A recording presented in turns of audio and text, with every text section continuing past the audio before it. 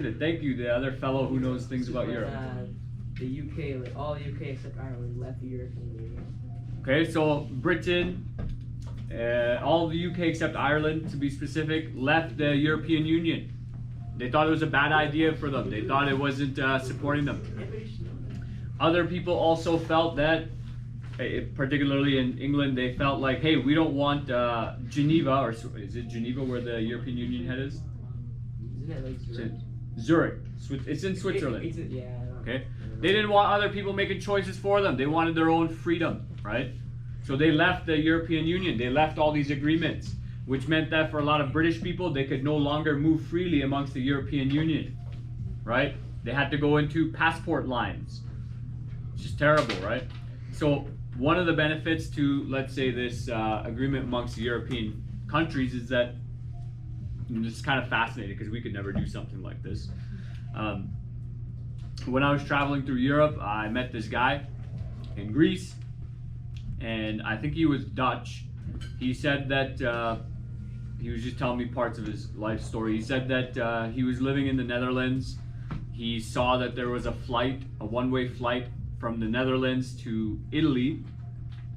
Or no, it was Spain. Netherlands to Spain. It was for €9. So he packed a bag and he moved countries. And because he's in the European Union, he didn't have to get a worker visa. He didn't have to get a new citizenship. He just kept his European passport, and he just started his life in Spain. Where he started learning Spanish, started working there, started living there, right? I mean, we could never do something like that. Like, where are you gonna go? Toronto, right? Vancouver. Good luck paying your bills. You're gonna be living with 7 people. It's gonna be like a rat's nest. Okay, in a 2-bedroom apartment, 7 people. Right? Leduc? Yeah, just go to Alberta. Leduc is not. Leduc? No, I Go to Leduc? No, I meant, Leduc no, is I the meant, people that think they're murdered. I meant to say Alberta. Yeah, 2 level. Yeah, what's up with Leducians thinking like, oh, this is the HUD? Oh no. Like that Actual school we went Taxona. to on Wednesday, like that place No, is it's sketchy. cool. We went to Victoria. That's facts. That's a sketchy area of Edmonton. I swear. Why? What was wrong? Like, what was wrong? Was it more sketchy? Was it more sketchy than the school? Like the school we went to watch the girls game. Was it more sketchy than that? I don't know where you watched it, like Victoria. Well, it was a double header, so the guys and girls played the same school. No, it was because we had. Oh We no, had you're our talking about game. East Glen. East Glen's a pretty shifty school. Oh as yeah, well. no, East Glen is wild. East Glen's pretty shifty as School well. is like down there is really sketchy. Yeah, because down there is like nothing, man. It's No, just but farming. like if it's like a school, it's like a private school. Oh. Dude. It's a Christian school. Oh, Christian private It school. looks like a farmhouse. Like. Okay. They have a nice gym. Right. So imagine for a second, grade 10s. Like with USMCA, imagine your Canadian passport allowed you to live in parts of America and Mexico as well. Yes. Where would you go? Where would you live? I would say Not here, says the girl who lives outside of Leduc. Where would you go? Somewhere outside Leduc. Millet is Okay, Millet's pretty strange. Hey, what's up? No. Hey, let's make sure we're listening. So you have to pay taxes if you're like not on Earth. What? You would not like no, because I mean in like 10 years, people are gonna be trying to colonize Mars and stuff. Well, that ain't gonna be happening for like.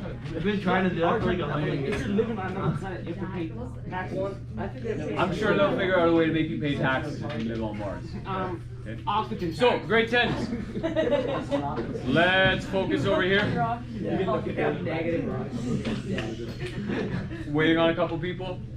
We need to change the seating plan up. we don't. We need more of this side of the classroom over here. That side over there. Yo, Be quiet. Lie down. Do you think, grade 10s, that your life would be different if... Hey, do we want that new seating plan right now?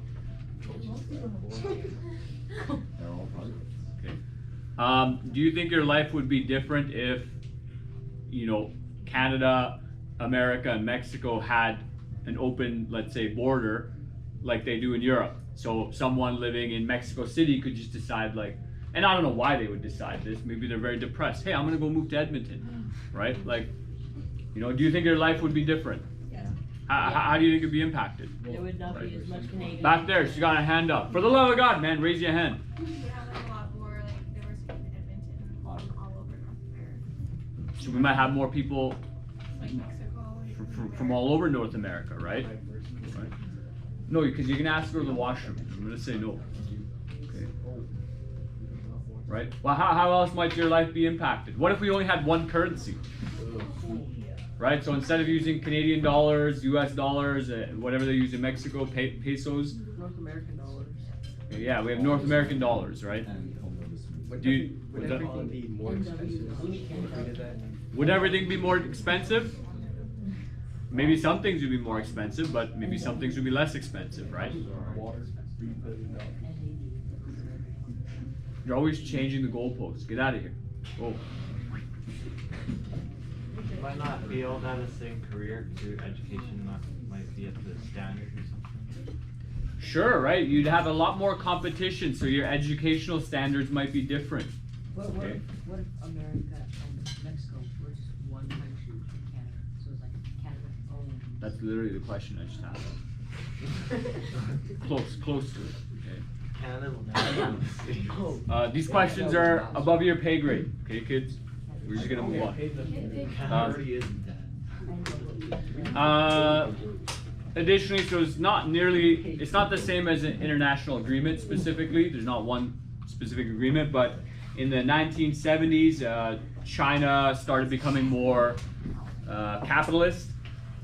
And I want to say Mr. Olson told me, so Mao Zedong's son, Mao Zedong was the guy who brought communism into China and was in control of China for a while.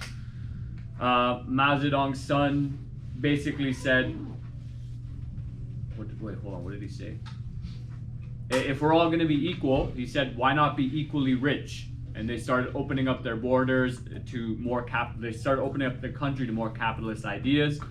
They also joined the World Trade Organization in 2001, which allowed them to integrate into the world economy, which is, 1970s and beyond. That's when you likely would have started seeing more and more manufacturing going into China, going into Asia.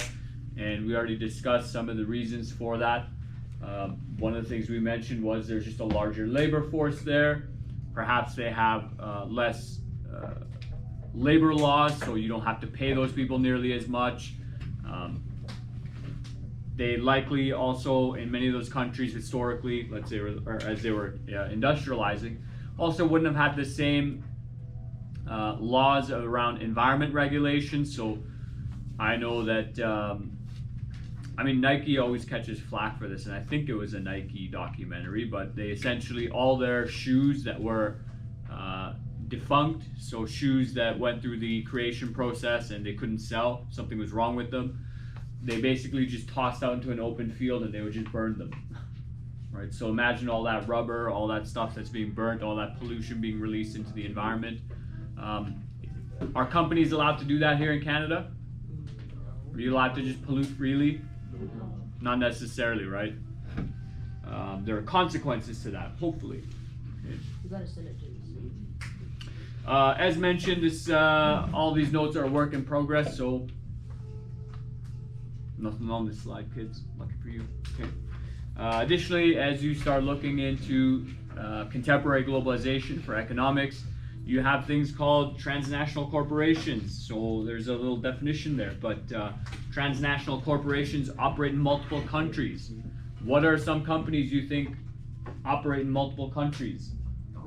McDonald's, right? You can buy that everywhere. Google. Google is an internet company, right? So anywhere there's internet. Coca-Cola. Coca-Cola, they sell their products all over the world. Starbucks is pretty much just North America and Europe. What's up? What else we got? Adidas on there. We No, got this Nike. is just the image. What is Nikon? Is that like a ripoff of Nike? IKEA. Any other companies? This is just a stock image. Like, what's up? Let's say Amazon. That's completely.